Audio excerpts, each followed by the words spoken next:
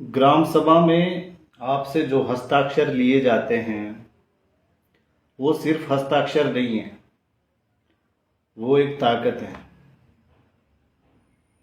ग्राम सभा में जितने भी फैसले लिए जाते हैं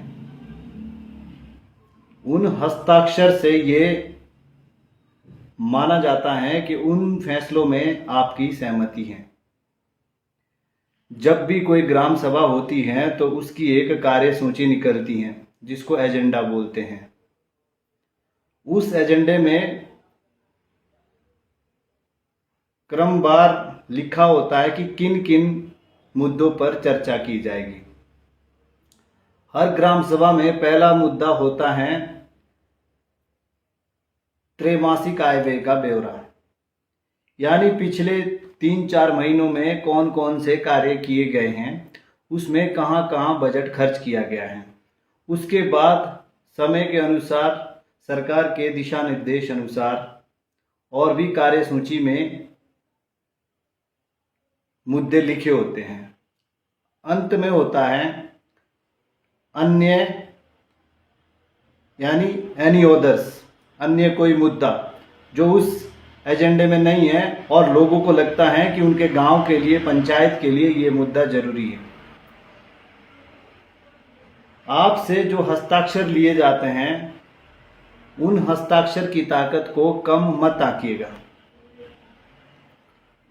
और कई पंचायतों में कोरम को पूरा करने के लिए फर्जी हस्ताक्षर भी किए जाते हैं ताकि जो कानूनी बाध्यता होती हैं उसको पूरा किया जा सके और उसमें जो भी योजना, जो भी कोई विकास कार्य लिखने हैं उसमें लिखे जा सके या कुछ भी निर्णय संबंधित प्रस्ताव उसमें डाले जा सके।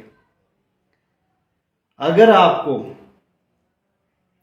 ये जानकारी नहीं है कि ग्राम सभा की पावर क्या है और ग्राम सभा में जो ग्राम सभा का सदस्य होता है, जो किसी भी पंचायत में जो 18 साल से पूरा व्यक्ति हैं, किसी भी पंचायत का निवासी, वो उस पंचायत के अंदर उस ग्राम सभा का सदस्य हो सकता है। वो घर से एक भी हो सकता है, 2 भी हो सकता है, लेकिन सदस्य माना वही जाएगा जो ग्राम सभा में उपस्थित होगा। तो अगर आपको इस चीज का ज्ञान नहीं है कि ग्राम सभा कितनी महत्वपूर्ण है और उसमें आपकी राय कितनी महत्वपूर्ण है, तो आपको ग्राम सभा में नहीं जाना चाहिए। ग्राम सभा में प्रधान ताकतवर नहीं होता है, ग्राम सभा में ग्राम सभा के सदस्य ताकतवर होते हैं। कौन सा कार्य किसको दिया जाना है, कौन सा कार्य सबसे पहले किया जाना है, कौन व्यक्ति पंचायत गांव के अंदर जरूरतमंद है जिसके लिए कोई काम, जैसे कि आवास योजना के तहत मकान है, बीपीएल सूची में नाम दर्ज है। हालांकि बीपीएल सूची के लिए सरकार ने अब अलग से दिशा निर्देश जारी किए हैं, गाइडलाइन जारी की है, मानदंड निर्धारित किए हैं, लेकिन बहुत से कार्य, वो सारी की सारी चर्चा ग्राम सभा में होती है। और ग्राम सभा की एक खासियत ये भी है कि जिस दिन ग्राम सभा शुरू होती है उसी दिन ग्राम सभा क्लोज भी करनी पड़ती हैं। लेकिन ये सारी बातें हमारे सिस्टम में और हमारे पंचायतों में नहीं होती है। बहुत सारी पंचायतों में ग्राम सभा में साइन लिए जाते हैं, कोरम पूरा किया जाता है, फिर उसके बाद चाय पानी पिला के आपका टाइम वेस्ट किया जाता है। उसके बाद किसान होते हैं, मजदूर होते हैं, आदमी काम करने वाले होते हैं, उनके पास इतना टाइम नहीं होता है और उनको जो है टाइम उनका पूरा करके उनको घर भिजवाया जाता है और जो सेक्रेटरी है वो अपने रजिस्टर क्लोज करके जोड़े में पैक करके ले जाते हैं और कार्रवाई बाद में क्लोज करते हैं। जबकि कार्रवाई सेम डे में क्लोज होनी चाहिए, चाहे वो शाम के 10 बजे तक चले। लेकिन ये पता शायद लोगों को नहीं है।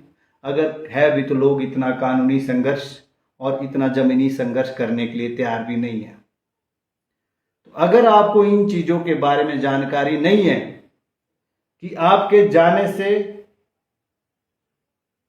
क्या नुकसान या फायदा हो सकता है। फायदा तब अगर आप इन सब चीजों की जानकारी रखते हैं और वहां पे सवाल पूछते हैं कि कौन सा कार्य प्लानिंग में डाला जा रहा है, कौन से कार्य की पेमेंट निकली है, कौन से कार्य का विकास कार्य अधूरा है, कहीं भ्रष्टाचार तो नहीं हुआ है, कौन सा काम सही हो रहा है, किसका नाम कहाँ डाला जा रहा है। अगर आपको इन सारे सवाल पूछने का तजुर्बा, हिम्मत या हौसला नहीं है तो आपको ग्राम सभा में नहीं जाना चाहिए। क्यों?